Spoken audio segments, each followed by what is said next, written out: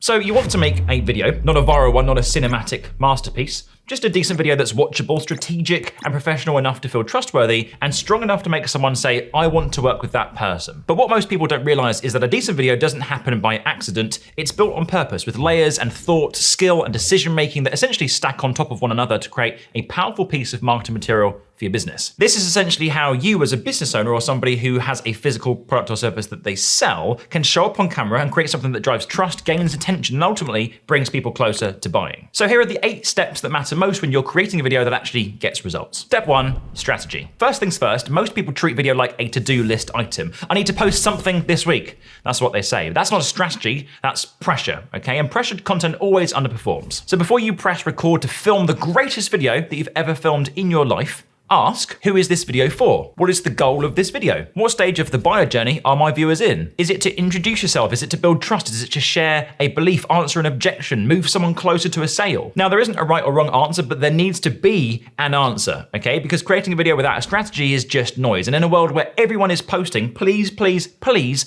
don't just make more noise. Step 2, equipment. The thing that trips everyone up is gear. And not the gear you're thinking of. I've met hundreds of creators who say, I'll start making videos when I get a better camera. And you know what usually happens?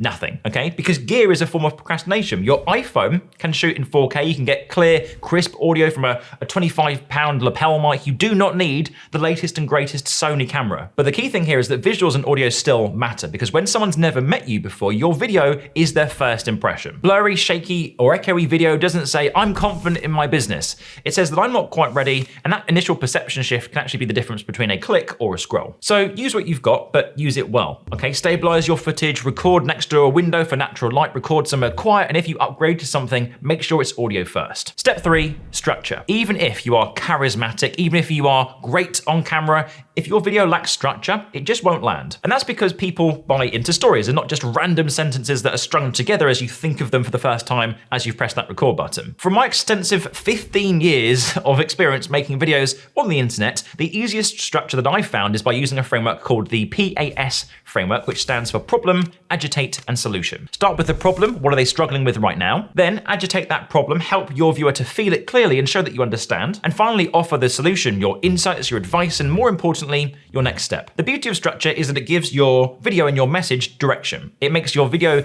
easier to follow and far more satisfying to finish, so you don't need to sound like a robot, but you do need to know where you're taking people, and that framework is really helpful. Step 4, copywriting. Now, at this point in the video, you're probably thinking, copywriting? What the hell? This is a video about making videos, not making better copy. What are you doing? But I'm going to be candid for a second and say that most people wing it. They hit record with a vague idea and hope that it comes out okay. And sometimes it does, but most of the time it doesn't. It rambles, it lacks punch, and it just doesn't stick. That's why mastering your copy, or more so your video scripts, is so important. Now, a script doesn't mean memorizing every single word. It just means that you've thought through your message so that you know how to steer it into the conversation that you want. And great videos aren't just said well, they're written well too. So think about the first 5 seconds. What's going to make someone stop scrolling and actually keep watching for longer? Think about the close. What do you want them to do next? Do you want them to book a call, watch another video, join your newsletter? Don't just leave that action to chance, and make sure that you've got an incredibly strong script to get your video much more dialed in. Step 5, editing. Editing is the unsung hero of a great video. It's what shapes the pace, your energy, your tone, and it's one of the most powerful ways to create a recognizable identity through the videos that you create online. If you want to feel modern and sharp, then use jump cuts and bold text and quick pacing.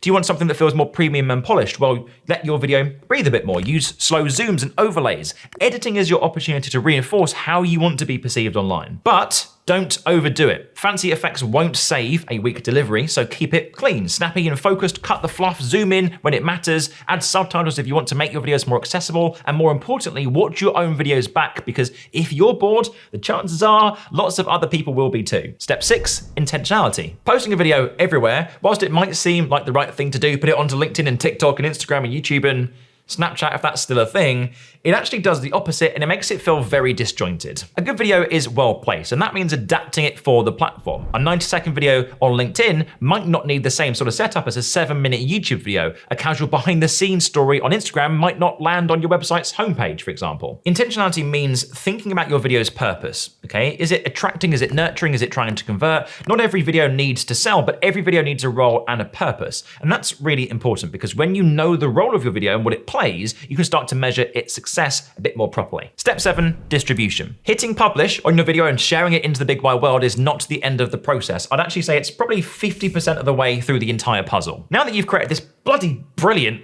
piece of content, it's your job to get that video seen, and that means thinking like a marketer and not just a creator, which is a trap that so many people struggle with. So here's a few things to consider. Is it scroll stopping? Does it create curiosity or clarity? Does it stand out visually? Does it promise something? Are you using terms that your audience is actually searching for? Are you posting your video as the go-to video for this type of value? A video isn't an asset until it's actually watched, and good distribution multiplies without having to spend a penny on things like paid advertising, which is a whole different beast. I may break this down in the future, let me know. Step 8, analytics. Finally, let's talk about the bit that most people ignore, the analytics and the data and the science behind creating great videos. Granted, this part of the process is not the sexy part of the puzzle, but to get better, the only way to do that is to treat your videos like a science experiment that you don't know the outcome of. So consider looking into aspects like retention. Where do people drop off? Positioning. Did the title match the content? Leads. Did the call to action work? Engagement. Did it get shared or saved? Watch time, retention, and click-through rates. These are literally clues that tell you to double down, what to tweak, and what to stop doing altogether because it's not working. So don't just create,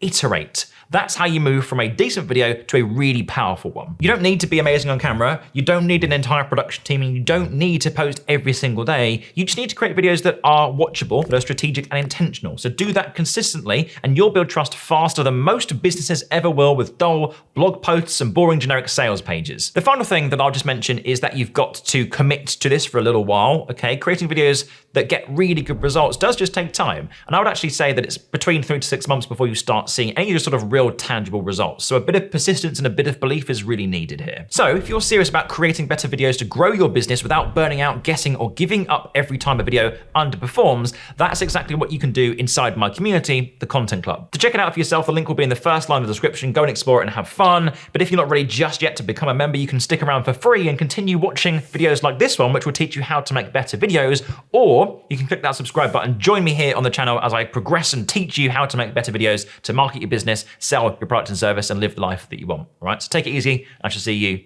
in the next video. See you then.